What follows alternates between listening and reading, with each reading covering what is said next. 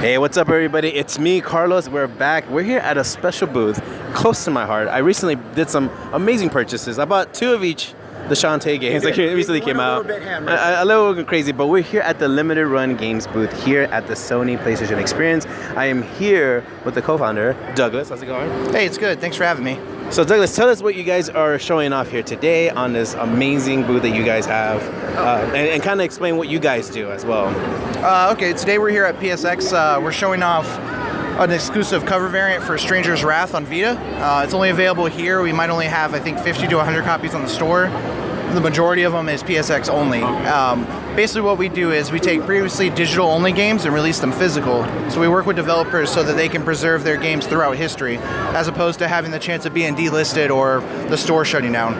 Awesome. Well, by the way, just to give you props, I bought 2 of the Shantaes recently. I bought 2 of each copy because I love Shantae. So thank you so much for doing that. And I think the gaming community really appreciates that too as well. Especially the retro community, because I do talk with a lot of retro collectors. They're going ballistic over a lot of what's going on, especially with the indie titles, loving physical copies and everything. They're just going estatic over it for sure. So first question off the bat is how much does it go? You know, because you guys have to think of the cover, because I know you guys do double covers sometimes. What are kind of the process you guys go through to get these this cool kind of the deals in a sense, but more like the okay to make these limited run physical copies of these games? I'd say the turnaround time from the day we talk to the developer and getting the contract signed to getting it produced is about 2 months.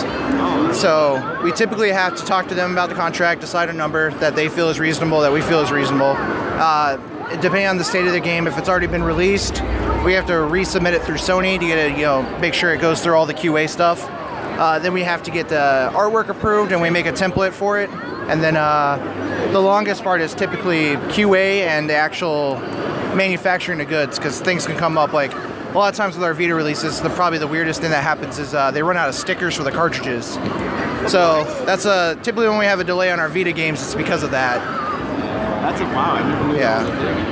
Who knew that? Who knew that was a thing? Now here's the thing. I know a lot of people are PlayStation collectors, but what about for the, let's say the Wii U or maybe the Xbox One, or who knows, maybe the Switch? Like, do you guys have any plans for doing anything in the future for that, or just PlayStation now? Right now it's just PlayStation. We've been looking into Xbox. The problem with Microsoft is their I don't know how I'm saying that.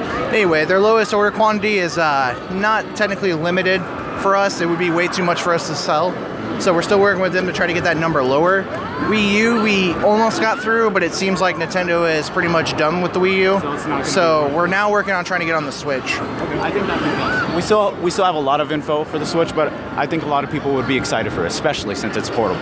So how's been the outcome here? I see a lot of people in the booth enjoying purchasing stuff. How's it been so far for you guys? It's been really good. We've sold a lot of games, met a lot of people, a lot of things coming down the pipeline. At this point, we already have, I think, like 50 titles coming out next year, or at least signed. I don't know about all next year, but there's going to be a lot more now that I'm here talking to more people. Honestly, there's a lot of games already here that already are signed from last year when I was here. I gotta say the experience here is a lot better than last time. Last time I came here with just Breach and Clear. That was the only game we had come out, and basically I had to pitch to developers that I'm not a fraud and that this is a real thing, and I didn't just make this myself. Like, this is a real Sony product and I can do it for you. This year it's like we had 30 releases already come out, and it's like I don't really have to prove that anymore. It's like, look at us. Like you guys already have. That's good. It has been the following. I've noticed your fans have been increasing every time you guys come out with a new limited. Some people are finding out about you guys. Barely, I just found out about you guys maybe about 4 months ago, and yeah, he told me about it, and I fell in love since with it, the idea and the concept of it. But how are fans taking the new releases? Are you guys listening to what they want in the future, or are you... Yeah, the original goal was Josh and I looked at games that we wanted. Eventually that list ran out, so then we started looking at games that our fans wanted. We're always taking suggestions. There might even be a game that I want that I didn't know I wanted yet. Okay. In terms of like our growth, we've definitely expanded. Like, we were just in Game Informer a few months ago. Congratulations, by the way. Yeah, thank you. We were on IGN, Polygon. They just finally covered us because of My Life in Gaming too. That's how I saw the huge big documentary. Yeah, My Life in Gaming video was probably my favorite video ever done. So we're getting much more notice. We're getting in a lot more platforms that I could never get a hold of back in the day. That Firewatch news especially kind of made us expand a lot. By the way, I'm actually looking forward to that one. That was like my favorite game this past year. I told you about that. You went. Yeah, I went crazy over that one. So, There's going to be something special in that box that we haven't done before. oh man. Is there any little thing you could tell us? Maybe? I can't tell you. It's going to be in the box. It's going to be something neat that we haven't done. Okay, cool. So we'll look forward to that for sure. Awesome. So, what can you tell our listeners that listen to the podcast right now? What can they expect next year? Any new plans? Anything like that? Next year they can expect, we got a lot of Japanese releases coming. Oh, thank you. A lot of our stuff that we signed should start launching next year. There's probably like 5 or 6 Japanese games we have signed now, and every time we sign a Japanese game, another developer contacts us. So That's fantastic. yeah. How can our fans follow you and everything? Just plug in all your social stuff, dude. Okay, our website's limitedrungames.com. You can go there and sign up for our newsletter. That's the best way to get up-to-date information if you're not big on social media.